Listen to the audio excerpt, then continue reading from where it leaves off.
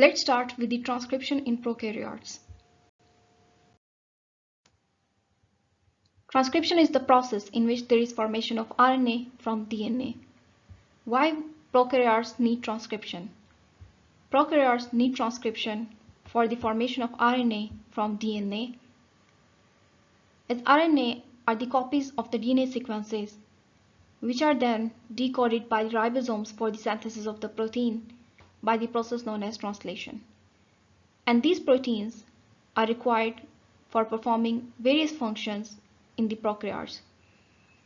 If the protein synthesis is affected or if the transcription does not happen, it may eventually lead to the production of proteins will be affected, and that will affect the survival of the prokaryotes.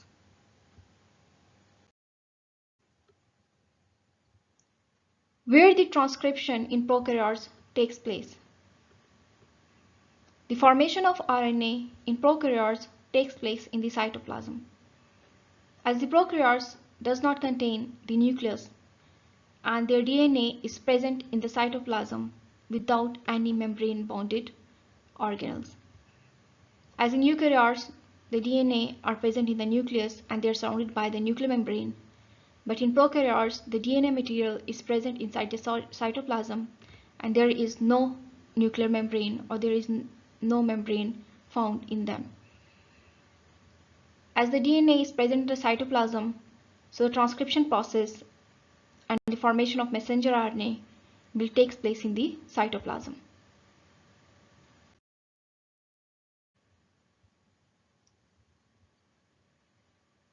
The process of transcription, for the ease of understanding, are divided into different steps: initiation, elongation, and then followed by termination.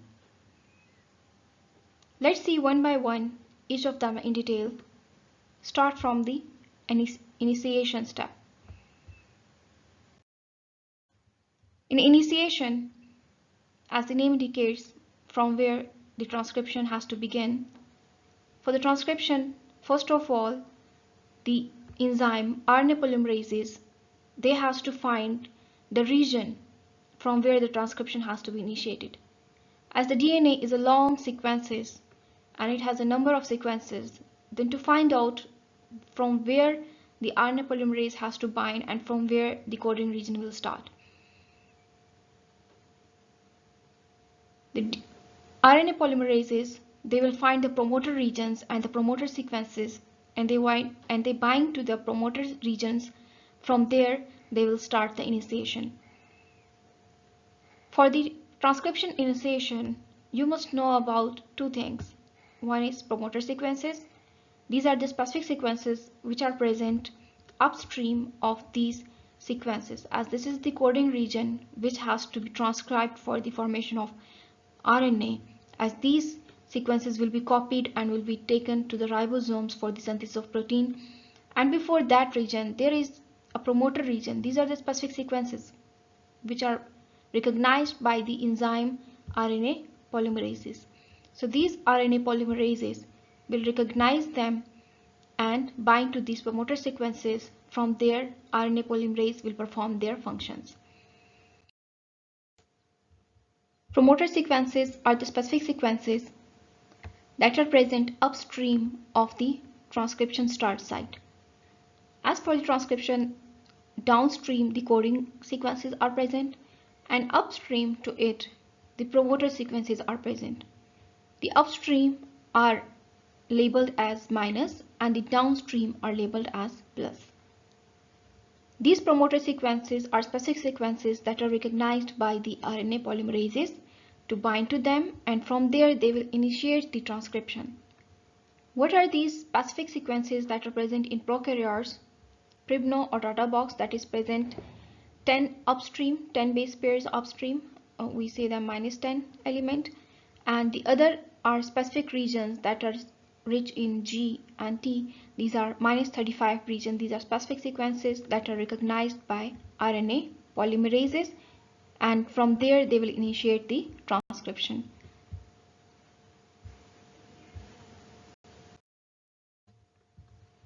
The RNA polymerase in prokaryotes is different from that of the eukaryotes.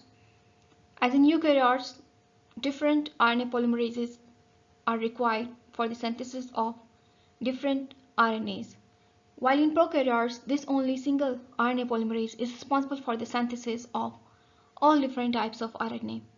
This RNA polymerase will catalyze the synthesis of ribosomal RNA, transfer RNA, and messenger RNA. This RNA polymerase, it consists of 5 subunits. These 5 subunits are 2 alpha subunits, beta, beta prime, omega, and sigma factor. As you can see in the diagram, the 2 alpha subunits are responsible for the assembly of the DNA. Beta is responsible for receiving the ribonucleoside triphosphate, as the new nucleotide bases will come and they will join together to form the long chain of RNA.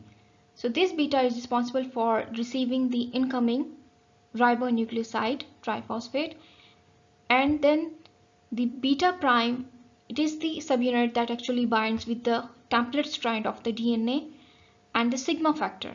This sigma factor has only a role in transcription initiation, and this factor only binds for the promoter region when it has to recognize the sequences, and once the transcription starts, it proceeds to the elongation, then this sigma factor dissociates.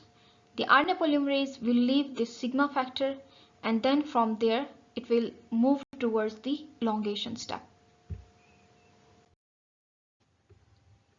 As in the initiation step, when the RNA polymerase binds, there will be opening of the double helical structure of the DNA.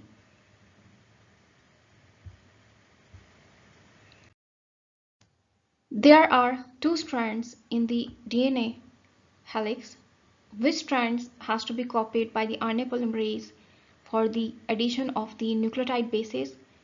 The strand which is to be copied and to which the complementary base pairing will occur, that strand is known as template strand, or also known as antisense strand. And the copies that are made by the RNA that forms the RNA transcript, these copies will be similar to the other strand that is known as the sense strand or the coding strand. Once the initiation has been started,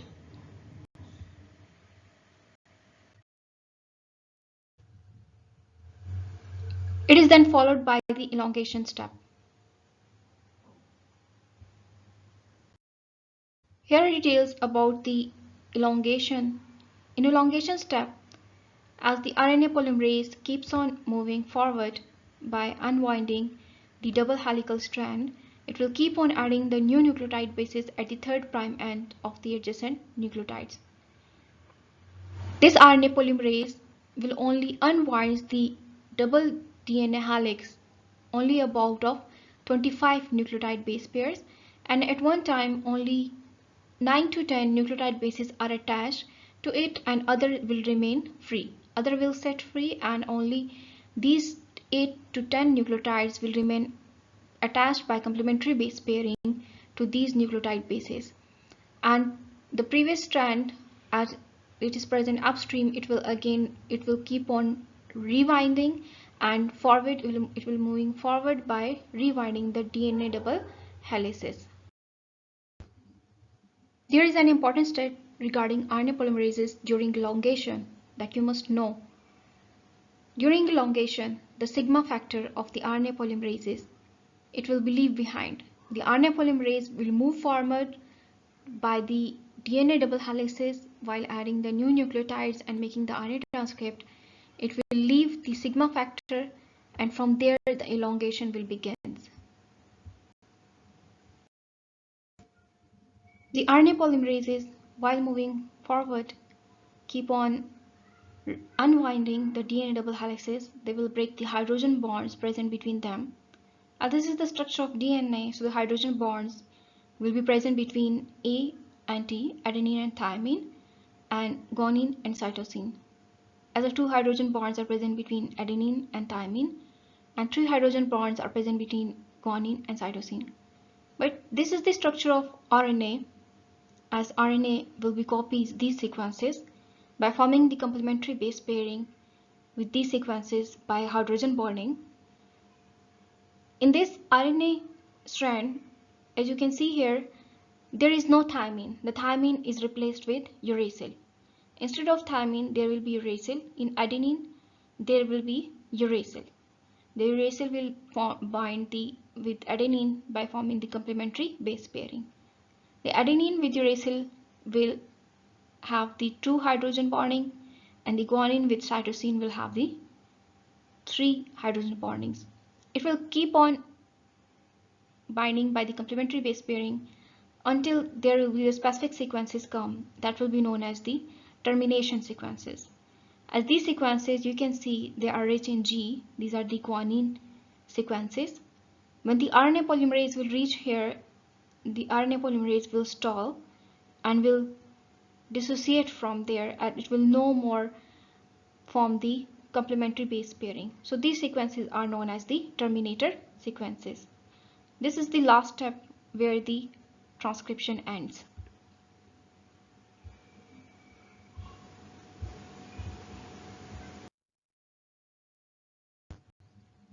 The last step is the termination.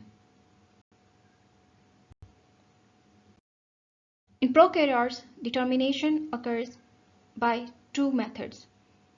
One is known as Rho Dependent Termination and other is the Rho Independent Termination.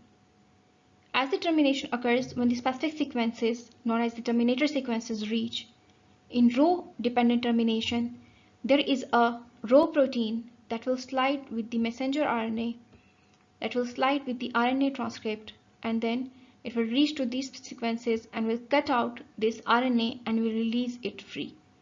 And will release the RNA polymerases. The RNA polymerases will dissociate and this will get free. The other method is the Rho independent method, in which the Rho protein is not required, but when the termination sequences reach the RNA transcript, it will bind together, it will fold back and will form the complementary base pairing with self strand. And then by forming the complementary base pairing with self strand, there will be the hair loop formation.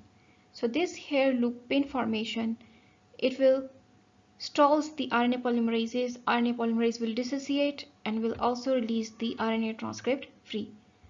What are the differences in these two different types of termination methods? In Rho dependent method, the protein Rho factor is required, while in this Rho independent termination, no protein is required. There is simply self-complementary base pairing of the RNA that will lead to the formation of the hair loop. While in Rho dependent termination, there is the utilization of ATP. It will require the presence of energy and ATP, while in Rho independent termination, the ATP and energy is not required. And this Rho independent termination, these sequences are rich in uracil.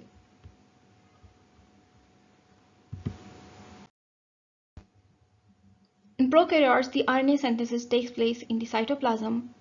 So in cytoplasm, the machinery for the translation, for the synthesis of protein are also present.